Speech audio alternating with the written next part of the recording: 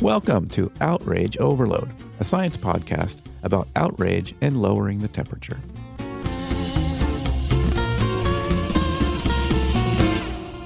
What does the slow erosion of democracy look like? Not in Russia or Hungary, but here at home. And how would we even know it was happening? Around the world, democracies don't usually collapse overnight. They weaken piece by piece through intimidation, legal manipulation, self-censorship, and public distrust. In the U.S., some say we're already on that path. Others say those concerns are overblown or politically motivated. So how do we tell the difference between alarmism and real democratic decline? And that's what we're going to talk about on this episode of the Outrage Overload podcast. I'm your host, David Beckmeyer, and we're joined today by someone who studied democratic backsliding for decades and now sees warning signs right here in the United States. My name is Lucan Way. I'm a distinguished professor of democracy at the University of Toronto, and I study global patterns of democracy and dictatorship. Professor Lucan Way is a leading political scientist and co-author of the concept of competitive authoritarianism, a model for understanding regimes that hold elections but undermine democracy from within. His work compares democratic erosion across dozens of countries, from Ukraine to Venezuela to Hungary. And in a recent New York Times essay, he and his colleagues laid out what to watch for here in the U.S. Not dramatic coups, but the slow normalization of retaliation against political opposition, media self-censorship, and fear-based silence. Professor Lucan Way brings deep global expertise on democratic decline. His perspective reflects serious academic analysis and some real alarm. And while this episode may at times reflect frustration or even dismissal of opposing viewpoints, we believe it serves our mission of democracy promotion by giving voice to those warning signs. No single episode defines the show. Across our series, we aim to bring a balance of perspectives. This episode is one piece of that bigger picture. We have often spoken broadly on the challenge of holding urgent concern without fueling division, and we will continue to address those challenges in future episodes. For now, we invite you to listen not as a partisan endorsement, but as an opportunity to sit with one dimension of this complex democratic movement. Professor Lucan Way, thank you so much for making time for our program. Great, thanks. You and your colleagues who wrote this article, you've all studied authoritarianism and democratic erosion globally. So what are a few of the telltale signs that a country is sliding into what you describe as competitive authoritarianism? And maybe you can tell us a little bit what competitive authoritarianism is. So competitive authoritarianism is a concept that like one of the co-authors, Stephen Levinsky, and I came up with in the early 2000s, actually out of a comparison of Peru and Ukraine. So it was meant to kind of describe countries that were part of the third wave of democracies that emerged after the end of the Cold War. And these are countries that have core elements of democracy, so, regular elections that are actually competitive, in which opposition is allowed to openly operate, but in which the leaders, incumbents, engage in all sorts of authoritarian abuse, including things like harassment of opposition journalists and defamation suits and other kind of investigations into opposition that kind of tilt the playing field against the opposition, but doesn't eliminate it entirely. So that's basically the core idea. This is something Stephen and I never imagined we would apply to the United States, but I think, we're sort of at that moment now in the United States. Well, yeah, and that was kind of my next question. But one example of that might be something like what we see in Hungary. Is that correct? Yeah, Hungary. So in Hungary, right, you have a case in which there is an opposition and elections take place, and there really isn't sort of a lot of election day fraud. I mean, I really haven't heard any evidence that there's sort of ballot stuffing and the like, but in which the government uses a variety of means to control over media, by friendly forces and in gerrymandering and the like, to make it very hard for the opposition to actually win. So India is another case where you have, real kind of attacks on opposition, efforts to disqualify the main opposition candidate, efforts to sort of freeze the bank accounts of the main opposition party, but in which the actual elections themselves, the vote is actually, accurate. And as a result, that the BJP kind of lost its majority and has had to rule in coalition. And my understanding is that they've been much more constrained in their behavior. So elections are actually quite meaningful. This is very different from a kind of Russia, Uzbekistan situation in which you have elections, but they're kind of purely facade. Putin doesn't sweat at all. You get the 95% approval ratings and stuff like Yeah, or that. something like that. So that's and so I think the United States is very much already, as of mid-May in the territory of competitive authoritarianism. Mm. So you can tell me if I get some things wrong about what I got out of the essay as well. So feel free to, correct me. That's Yeah. I get things wrong a lot, but I think if I understand it right, one of the main arguments in the essay is that there's this concept of maybe phrasing it as cost of dissent as being a key democratic red flag, and I've seen other people speaking of that kind of thing. So can you talk to us a little bit about that, and if I got that right? Right. So I think the kind of democracy that most of us are quite used to here in the United States and in Canada as well, where I'm right now. I'm American descent, but I live in Canada. Um, is that you can sort of support one of the parties, you can write op-eds, but you don't have to worry that's somehow gonna face any kind of retribution. You don't have to worry that you're gonna get audited. If you're a business person, you don't have to worry about losing business opportunities. And so in a sense, sort of supporting opposition is relatively costless, right? So that's a core idea of democracy is the idea of a legitimate opposition. And that's been the case in Canada, in the United States for hundreds, basically since the late 1700s. But that is, really changing right now. And I think we're in a position now where um, to support one of the two main parties comes with risks, right? So you have uh, law firms whose only sin has been to work for the Democratic Party or work for people who sue Donald Trump, and they've been targeted with retribution. You have, this investigations into Act Blue, which is the Democratic Party's main funding platform. And so now, as a result, many donors have expressed fear that if they give the Democratic Party or left-wing causes, that they're going to face retribution. This is the situation we are in right now that I think, puts the United States firmly in authoritarian category. So is this, people on the right might argue that they've been under these kinds of retribution, but more from sort of society and culture, more from government. So how would you help inform that conversation? Right. So I think that if you Google weaponization of the state, you'll find, which is something we argue is going on right now by Trump, you'll find some references to the claims by the Republican Party that this was going on under Obama and Biden. I think many of these claims are simply false. I think sort of was this claim, for example, the IRS was targeting right-wing groups. I think investigations have shown that the IRS under the Obama administration was both targeting left-wing and right-wing groups. It wasn't a bias towards one or the other.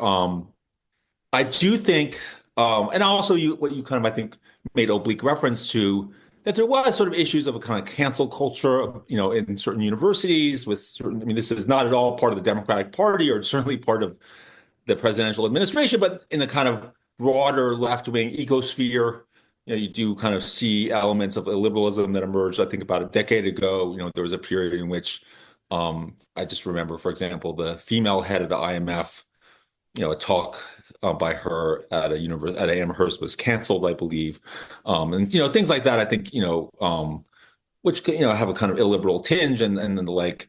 I think the most sort of quasi-serious valid charge of theirs is, I think, if you look at the prosecution of Trump in the Stormy Daniels case, which is his only actual successful prosecution, that I think could be seen rightly as an example of lawfare. So lawfare is this idea that you're operating within the law, but the prosecutors make extra effort to prosecute you because of who you are. Right. So it's not like, still, he was convicted by a jury, firmly within the confines of the law. So this is very different from a kind of Putin Russia style scenario where they just kind of invent it and they send you to jail. But nonetheless, clearly the prosecutor in that case, and a good argument to be made that he was pursuing it in a kind of novel, if legal way, because of the fact that the defendant was Trump. So I think that is actually the one sort of genuine case of basis for complaint by the Republicans in terms of the kind of abuse we're talking about. Nonetheless, it's worth pointing out that under Biden, if anything, the Attorney General, Merrick Garland, was actually very self-constrained in prosecuting Trump, despite the fact that there are sort of a number of very kind of cases in which he appears to have clearly violated the law.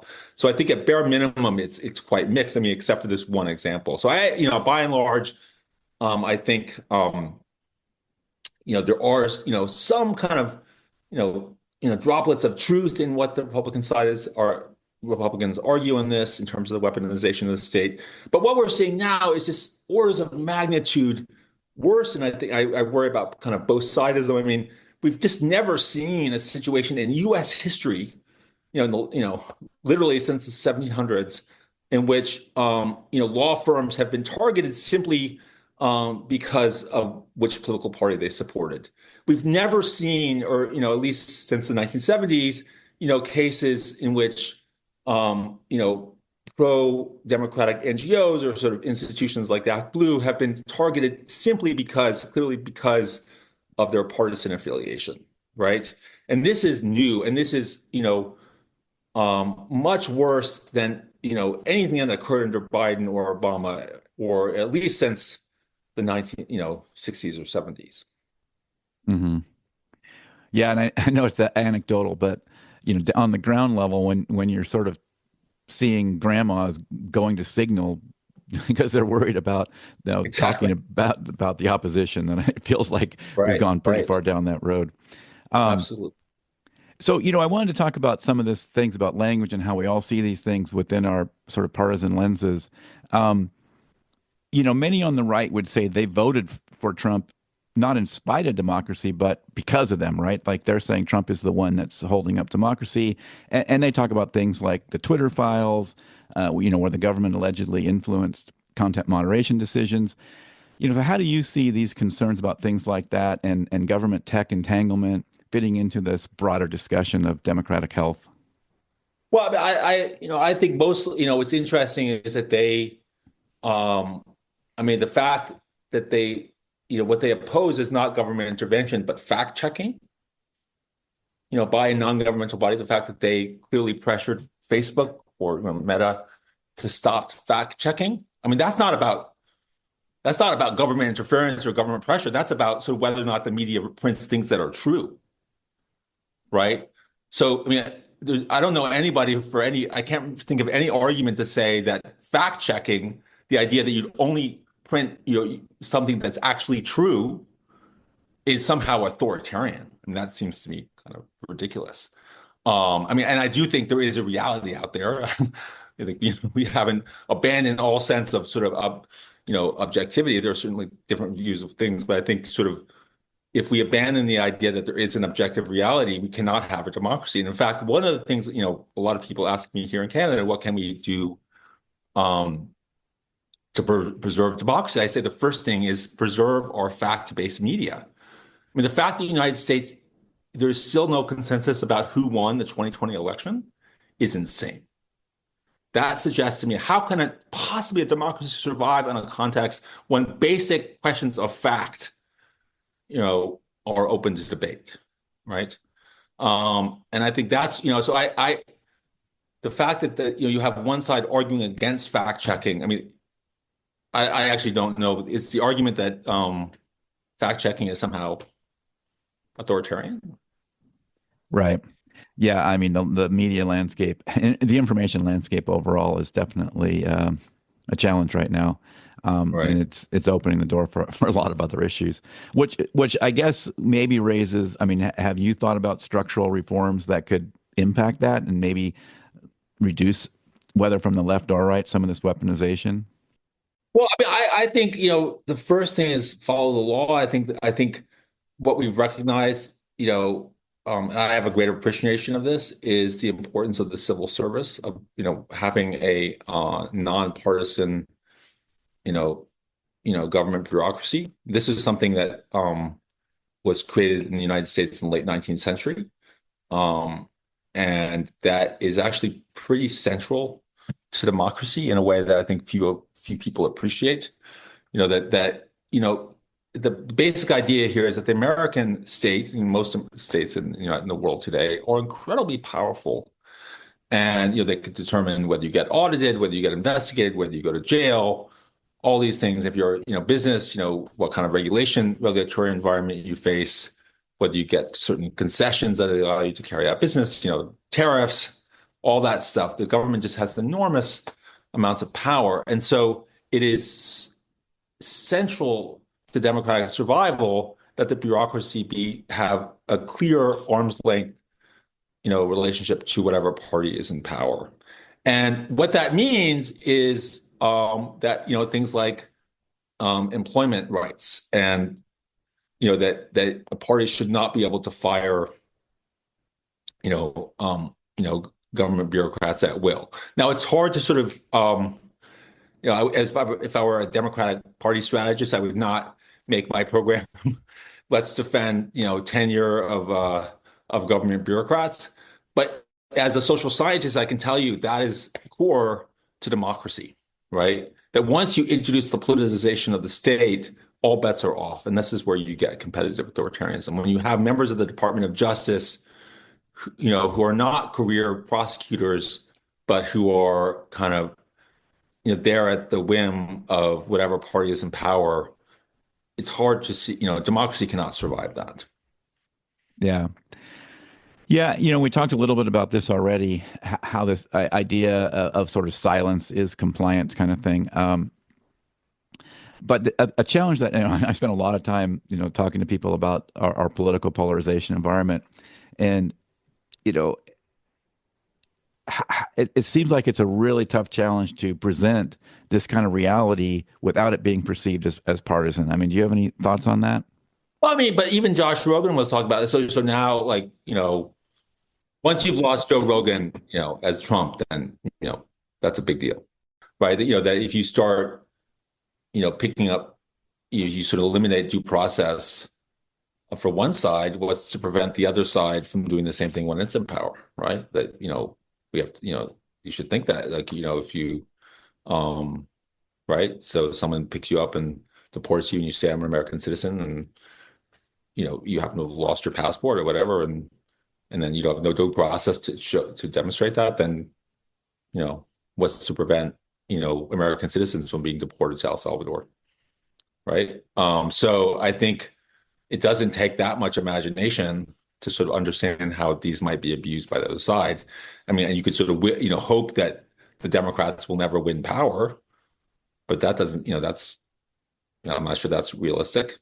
And so even if you kind of are a pure partisan, you have to worry, about the kind of abuses that you're engaging in right now being used by the other side. I mean, I know that that some sort of think of the prosecution of Trump as itself being an example of sort of abuse of power. But I mean, that is a kind of balance, because at one level, it's unprecedented to the extent to which Trump has faced, indictments and the like, but it's also unprecedented to the extent to which he's broken law. We've never had a president who openly, supported a violent overthrow of democracy, as in January 6th, right? This has never happened, right? And so he is, what we've seen is a kind of failure of institutions to hold him accountable. I mean, when you have a figure who openly, by any kind of reasonable definition, violated his oath of office, and he's allowed again to run, I mean, what's the point of an oath of office? Like, why have that oath? I mean, it's, he so openly violated that oath. Because I talk so much with people across the spectrum, I can just hear all the counter arguments to that, right? Like, oh, well, you say, he instituted a riot. I'd say he didn't. It was just peaceful protest. Do you think that he did not, he didn't pardon them? Are we arguing that didn't happen? He clearly supported them. there's some argument about, the fact that he didn't explicitly call out, but he clearly pardoned them. So he's supporting them. He clearly supported them. So I don't know, I don't know what the argument is in there. He clearly, he implied, obliquely, in front of them. He clearly did. At the moment, first of all, before it happened, he made oblique references that suggested they should do that. He did not sort of say, go lynch Nancy Pelosi, but he clearly didn't do, when he saw it was happening, he didn't do anything to stop it. And then he pardoned them. So I actually don't see what possible argument it could be hard that, could be made on that front. So, I want to, how much have you spent much energy thinking about the idea of somehow producing a pro-democracy coalition that, crosses some of these lines a little bit, includes some principled conservatives, who maybe, aren't necessarily full on Trump supporters, but also feel maybe alienated by some of these left-leaning institutions? I mean, absolutely. I mean, I think a lot of, I think there were sort of the Liz Cheneys of the world, and, and there was some of that hope. I mean, I mean, that was, I think, the idea, mainly because Cheney's name is so prominent, and clearly, Kamala Harris very much sort of kind of played that up. Clearly, it didn't work. Yeah.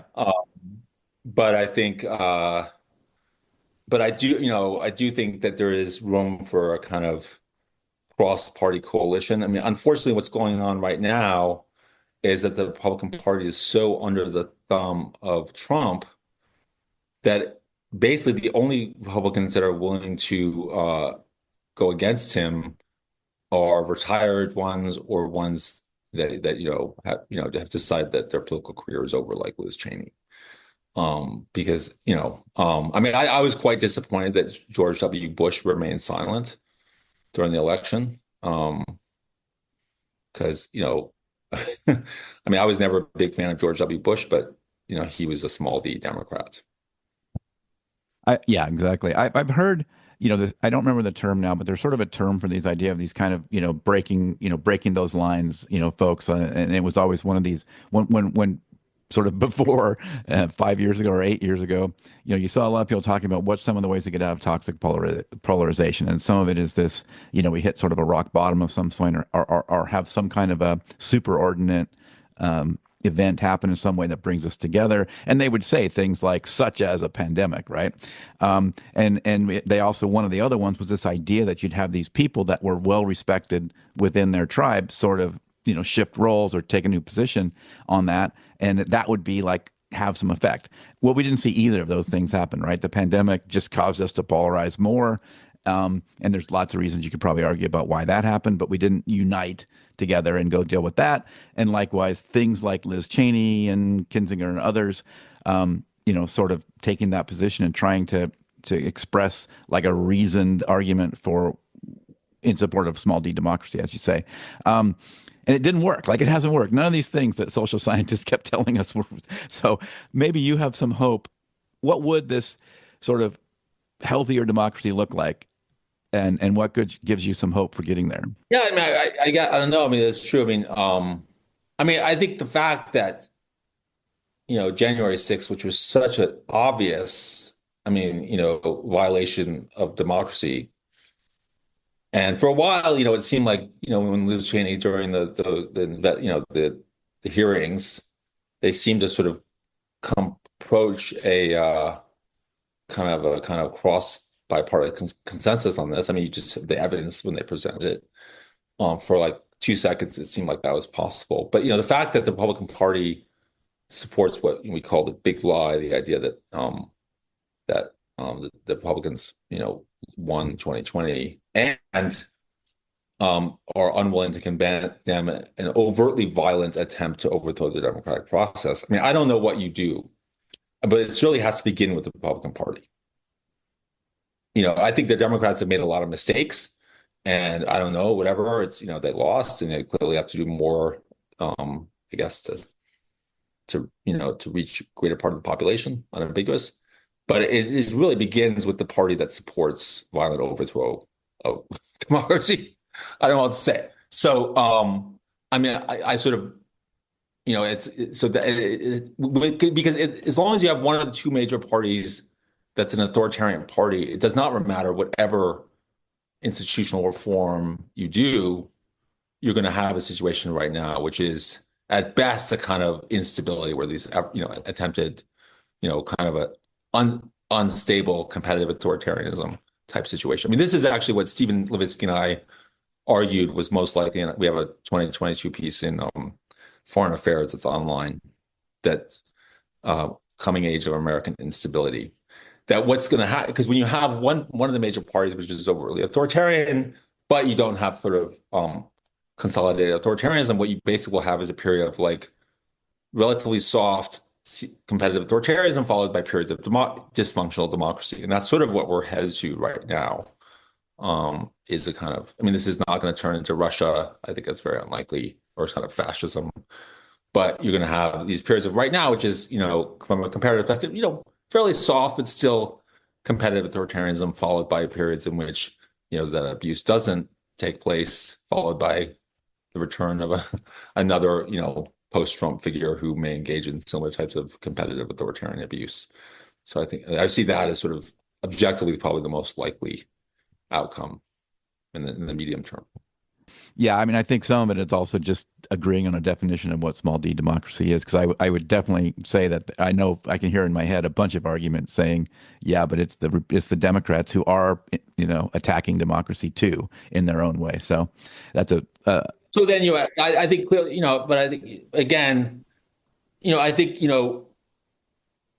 there should be an arms like the fact that you have a political loyalist as head of the FBI. I think we can all agree that there should be, that's one of those institutional minimums, that you should have a career FBI person who does not meet with the president. I mean, that is, the politicization of the Department of Justice, FBI. I think that is something there is basis for bipartisan agreement on, and that is, that you should not have, and that, that there should, well, and even that is one of those things that people that consider themselves sort of reasonable Republicans or reasonable conservatives would say, well, the Biden administration did it first, with the attacks on Trump, did weaponization of the Justice Department, right? In their view. How? Well, again, it would be sort of all these attacks on Trump specifically would probably be the biggest one.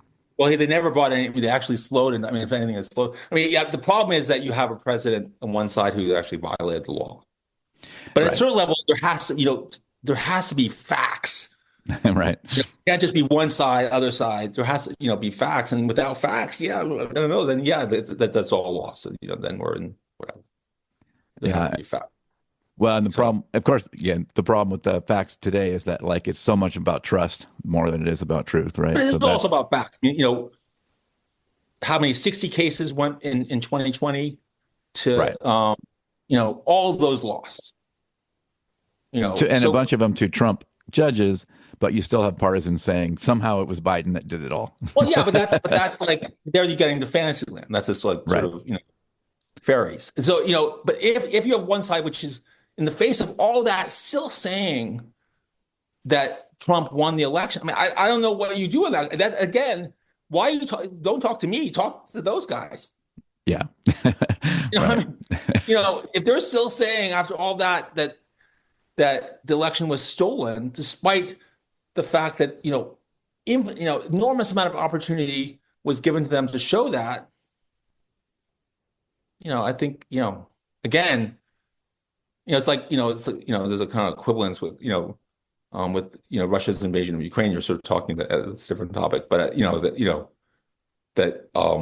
mean, talk to the perpetrators, not the or if you think that Obama did it or Biden did it, present the evidence. Right.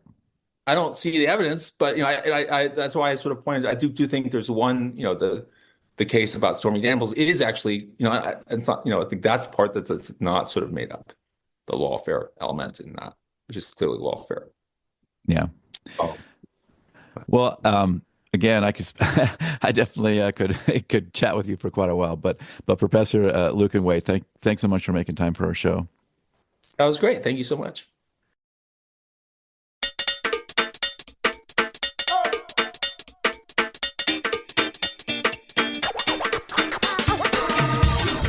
That is it for this episode of the Outrage Overload podcast.